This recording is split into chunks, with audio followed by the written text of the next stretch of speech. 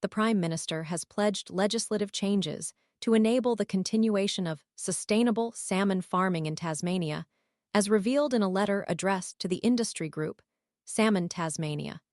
This commitment follows years of intensive lobbying efforts focused on Macquarie Harbour, driven by the urgent need to safeguard the critically endangered Maugean skate from extinction.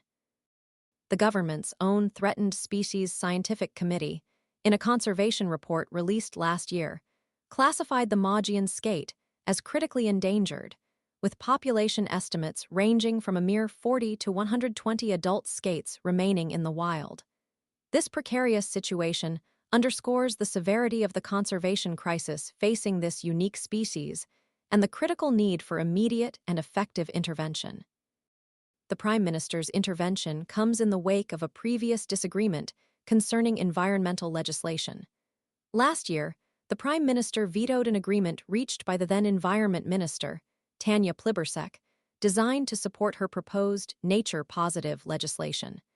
This veto highlights the complex political dynamics surrounding environmental policy and the inherent challenges in balancing economic interests with the imperative to protect indane. The decision to prioritize the survival of the Maugean skate, however, signals a shift in approach, acknowledging the significant ecological value of this species and the devastating consequences of its potential extinction. The promised legislative changes represent a significant development in the ongoing debate regarding the environmental impact of salmon farming in Macquarie Harbour.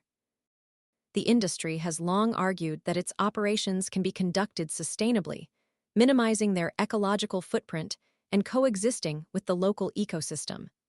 Opponents, however, have expressed concerns about the negative impacts of salmon farming on water quality, sedimentation, and the overall health of the marine environment, particularly its effect on the already vulnerable Maugean skate population.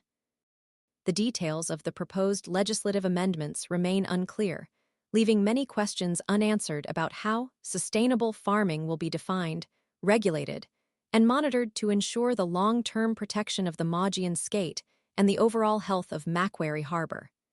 The effectiveness of the new legislation will depend critically on the specific measures implemented and the commitment to rigorous enforcement.